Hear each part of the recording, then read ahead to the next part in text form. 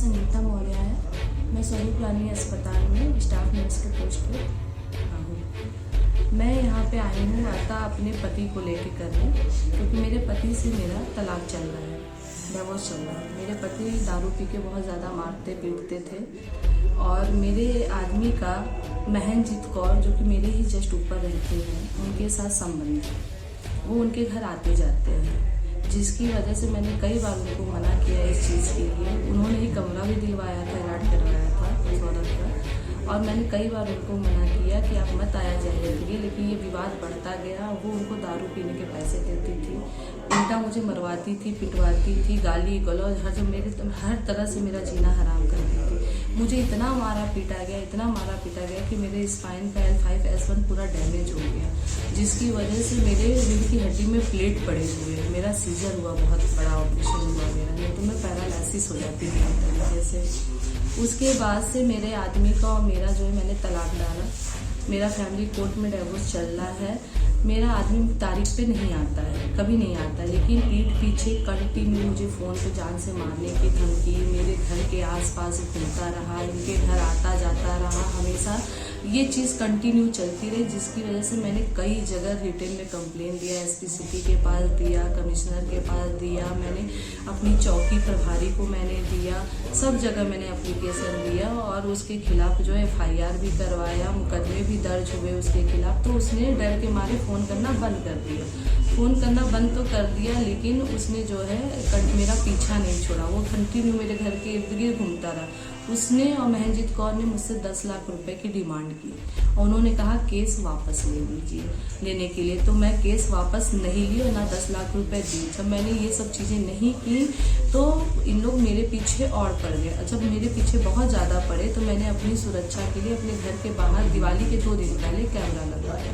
जब मैंने अपने घर दरवाजे पे कैमरा लगवाया तो मेरा आदमी का ऊपर आना जाना बंद हो गया, क्योंकि उस कैमरे में वो साफ साफ आ जाता, इसलिए उसका आना जाना बंद हो गया, जिसकी वजह से मेरे ऊपर वाली महनजीत कौर को, मेरे आदमी को आपत्ति होनी शुरू हो गई।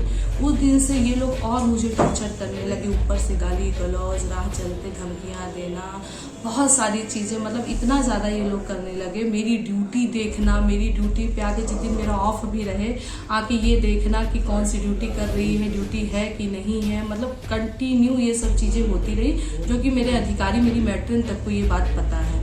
उसके बाद जो है मैंने जो है इसका ऑब्जेक्शन किया कि ये क्यों मेरा ड्यूटी देखती है, मेरी अधिकारी हैं देखने के लिए मेरी ड्यूटी।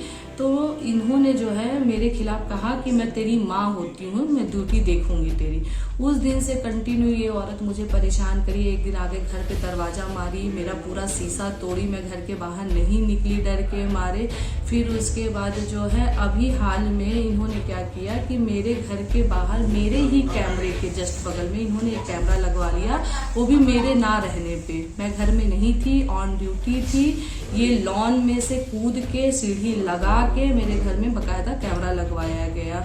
उसके बाद जब मैं ड्यूटी से आई तो मैंने कैमरा देखा। कैमरा देखने के बाद मैंने चौकी इंचार्ज को फ़ोन किया कि सर आप आइए और देखिए कि इन्होंने किस तरह से मेरे घर में घुस के कैमरा लगाया है और मेरी गोपनीयता को ये भंग कर रही है, जिससे मेरा घर, मेरा कमरा, मेरे घर में कोई भी बैठा रहेगा तो साफ दिख रहा था। तो चौकी इंचार्ज और 2-3 पुलिस वाले और आए साथ में देखने के लिए। उन्होंने देखा तो उन्होंने कहा कि ये गलत तरीके से कैमरा लगा हुआ है।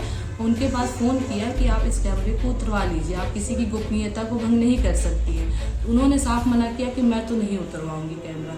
उनके साथ एक लड़का और कौशाम्बी का रहता है जिसका नाम अमित है, उसका भी नाम अमित सिंह है, और वो 4 साल से अभी इनके साथ रह रहा है, जिसको ये कहती है कि मेरा मुँह बोला बेटा है। वो लड़का इतना दुष्ट है कि वो भी राह चलते मुझे कई बार धमकी दे चुका है, कई बार टॉर्चर कर चुका है, लेकिन मैंने सब कुछ लिखित में दिया है, हर चीज़ हर जगह लिखित में दिया है। उसके बाद जो है कैमरे के लिए चौकी इंचार्ज ने उसके पास भी फ़ोन किया तो उस लड़के ने कहा कि कुछ भी हो जाए कैमरा नहीं उतरेगा, आपको जो करना है कर लीजिए, कैमरा वहाँ से नहीं उतरेगा। फिर चौकी इंचार्ज ने मुझसे कहा कि आप एक रिटेन में कंप्लेन करिए। चौकी इंचार्ज चले गए, हमारे मतलब देख के चले गए, रोड से देख के चले गए। उसके बाद मैं अभी पैदल ही जा रही हूँ। पैदल जैसे ही मैं चौकी पे पहुँचती हूँ, चौकी पे पुलिस वाले सब लोग अंदर थे और मैं बाहर थी तब से। तो ये लड़का स्कूटी लेके पहुंचा और वहीं पे मुझे देखते ही पहले तो खींच के एक थप्पड़ मारा और लगा गाली गलौज शुरू करने।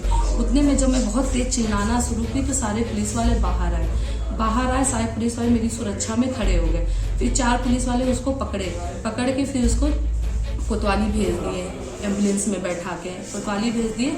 मुझसे रिटेन में लिए। मुझसे रिटेन में लेने के बाद जो है इन्होंने कार्रवाई करने की कोशिश की, तो इसने जो है महनजीत कौर ने मेरे साथ विवेक राय का संबंध जोड़ना शुरू कर दिया कि चौकी इंचार्ज का इनके साथ गलत संबंध है, चौकी इंचार्ज इनका साथ दे रहे हैं। हाँ, और मेरे बेटे को मारे पीटे हैं इसके कहने पे, और झूठा मेडिकल बनवाया कि उसका हाथ फ्रैक्चर हो गया, जबकि वो लड़का कंटिन्यू गाड़ी चला रहा है, कंटिन्यू उसके हाथ में एक बैंडेज तक नहीं बंधा हुआ है। उस दिन से ही वो गाड़ी चला रहा है और आ जा रहा है। मेरा नाम संगीता मौर्य है। मैं स्वरूप रानी इलाहाबाद प्रयागराज में नौकरी करती हूँ, स्टाफ नर्स के पद पे हूँ। मैं आई हूँ, मेरी बहुत बड़ी समस्या है। मेरे आदमी से मेरा डाइवोर्स चल रहा है और वो किसी भी तारीख पे आता नहीं, लेकिन कंटिन्यू वो मुझे फ़ोन पे जान से मारने की धमकियाँ देता रहा और मुझे अभी तक देता है। कभी व्हाट्सअप कॉलिंग करके किसी अननोन नंबर से कॉलिंग करके मुझे धमकियाँ देता है, जिसके खिलाफ मैंने कई जगह एप्लीकेशन दी। अपने एसपी सिटी के हैं एप्लीकेशन दिया, अपनी चौकी प्रभारी को एप्लीकेशन दिया और सब जगह मैंने एप्लीकेशन दिया। उनके खिलाफ मुकदमा भी दर्ज हुआ, FIR भी हुआ, सब कुछ हुआ।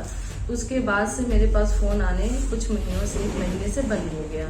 उसके बाद जो है मेरे हस्बैंड का मेरे ही ऊपर जस्ट एक महनजीत कौर स्टाफ नर्स हैं, जिनके साथ बहुत सालों से उनका संबंध है, जिनके पास मेरे हस्बैंड आते जाते थे। उसी के आने जाने की वजह से मैं मना करती थी, तब भी मेरे हस्बैंड आते जाते थे। उसी वजह से हम दोनों के हस्बैंड के बीच में, वाइफ के बीच में विवाद शुरू हुआ।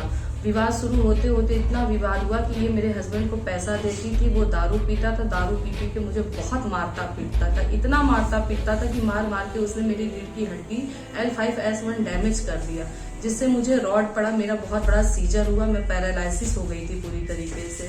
उसके बाद से मैंने सोचा कि मैं शांति से ज़िंदगी जीऊँगी, सब कुछ करूँगी, लेकिन मेरा आदमी जो है मुझे बिल्कुल भी जीने नहीं दे रहा और ये औरत नहीं जीने दे रही है।